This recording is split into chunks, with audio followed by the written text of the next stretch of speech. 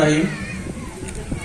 বাংলাদেশ জাতীয়তাবাদী দল 2 নম্বর ভেন্ডাবাড়ি ইউনিয়ন শাখা আয়োজিত 3 এবং 4 নম্বর ওয়ার্ড কমিটির সাংগঠনিক সভায় আজকে প্রধান অতিথি হিসেবে উপস্থিত থাকবেন আমাদের প্রিয় নেতা, রংপুর জেলা বিএনপির সম্মানিত আহ্বায়ক, পাড়িও মানুষের নেতা জনাব সাইফুল ইসলাম সাইফুল ভাই। প্রধান বক্তা হিসেবে উপস্থিত থাকবেন আজকের এই প্রোগ্রামের আমাদের প্রিয় নেতা, রংপুর জেলা বিএনপির অন্যতম সদস্য, পীরগঞ্জ উপজেলা বিএনপির সম্মানিত সভাপতি জনাব মাহমুদুল নবী চৌধুরী পলাশ ভাই। আমন্ত্রিত অতিথি হিসেবে থাকবেন জনাব মোহাম্মদ মোতাহারুল ইসলাম লিকসন পাইকার,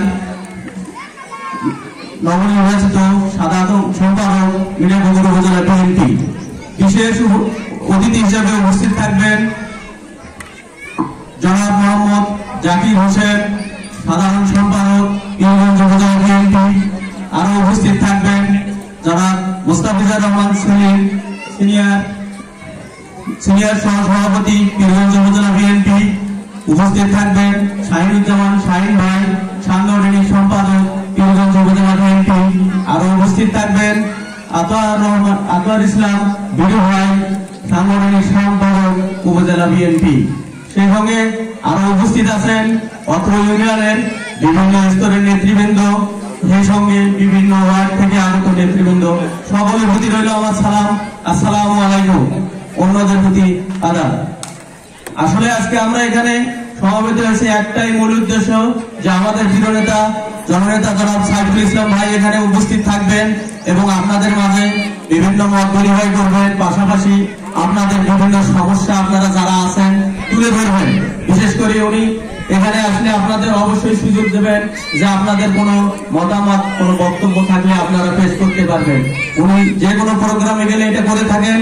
আর আমরা একটা জিনিস করব, সামনে জাতীয় নির্বাচন আসতেছে, সেখানে অবশ্যই আমরা একটা সুযোগ পেয়েছি যে স্থানীয় ভাবে আমাদের আসলে একজন প্রিয় নেতা জননেতা জনাব সাইফুল ইসলাম ভাই আছেন।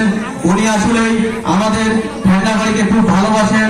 ভেন্ডাবাড়ি উপজেলা যদি হয় তাহলে আমরা বিশ্বাস করি ওনার হাত ধরে ভেন্ডাবাড়ি উপজেলা হবে। সেই সঙ্গে অত্র এলাকার অবহেলিত লোকজন যারা আমরা বিভিন্ন ভাবে বৈষম্য শিকার হয়ে আসছি এতদিন ধরে, আমি আশা করি অবশ্যই এই বৈষম্য আর থাকবে না, এখানে কোনো অন্যায় থাকবে না, এখানে ন্যায় প্রতিষ্ঠিত হবে।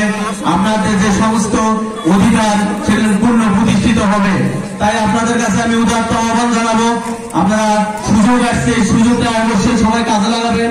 কারণ সাইফুল ভাই আমাদের পার্শ্ববর্তী ইউনিয়নের, উনি আমাদের ওই মদনখালী ইউনিয়নের বরবার 2 বার নির্বাচিত উনি চেয়ারম্যান ছিলেন এবং ওনার শাসন ব্যবস্থা অনেক ভালো ছিল, আমরা সবাই সেটা জানি। এবং ওনাকে আমরা যদি এমপি হিসেবে নির্বাচিত করতে পারি তাহলে অবশ্যই আমাদের দলের ভারপ্রাপ্ত চেয়ারম্যান প্রিয় নেতা জনাব তারেক রহমান ওনাকে অবশ্যই মন্ত্রিত্ব উপহার দেবেন, এটা আমাদের বিশ্বাস। তাই আমরা সাইফুল ভাইকে তার ধানের শীষ মার্কার প্রতি আমরা সবাই ঐক্যবদ্ধ হয়ে একতাবদ্ধ হয়ে তাকে আমরা বিপুল ভোটে সহযোগিত করব। এই এলাকার লোক আমাদের যে অধিকার সেটা প্রতিষ্ঠার জন্য এটা আমাদের আসলে সকলের কর্তব্য। তাই আপনাদের কাছে আমি উদাত্ত আহ্বান জানাবো, আসলে আমরা এতদিন পূর্বে বিভিন্ন ভাবে বিভিন্ন বিদেশির দ্বারা আমরা প্রতারিত হয়েছি। আমাদের এই 17 বছরে আওয়ামী লীগ এই হায়না সরকার আমাদের বিভিন্ন প্রতিশ্রুতি দিয়ে আসছে, আমাদের উপজেলা করবে, আমাদের ভাগ্যের উন্নয়ন করবে, এলাকার অনেক উন্নয়ন করার প্রতিশ্রুতি দিয়েছে, কিন্তু বাস্তবে আমরা কি কোনো উন্নয়নের সব পেয়েছি এলাকায়? আসলে আমরা বঞ্চিত অনেক কিছু থেকে। তাই আমরা আর প্রতারিত হব না, আমরা বিদেশি কোনো এমপি মন্ত্রী আমরা চাই না। এখন আমরা আমাদের পাশে প্রিয় লিডার জনতা সাইফুল ভাই থাকবেন, আমরা যখন তখন ওনার সঙ্গে যে কোনো সমস্যা নিয়ে ওনার কাছে আমরা যাইতে পারবো এবং আশা করি উনি আমাদের সমস্যাগুলো দেখবেন। তাই এই সুযোগটা আমরা হাত ছাড়া করবো না। তাই আপনাদের কাছে আমি উদাত্ত আহ্বান জানাবো, আমরা আসলে এদিক ওদিক কিছু বুঝবো না। আমরা একটা বিশ্বাস করি যে সামনে যে জাতীয় নির্বাচন সেখানে অবশ্যই আমাদের প্রিয় দল আমাদের জাতীয়তাবাদী দল বিএনপি আমরা সবাই আশাবাদী ইনশাআল্লাহ সামনে সরকার গঠন করবে। কি বলেন আপনারা?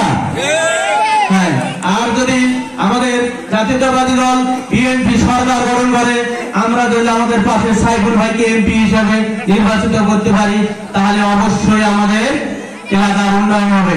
হবে কি হবে না? তাহলে অবশ্যই, কারণ এই সুযোগটা আমাদের এতদিন হয়নি। দেখা গেছে বিদেশি এসে আমাদের এখানে এমপি হয়ে গেছে, ভোটটা কোন রকমের নিয়ে তারা চলে গেছে।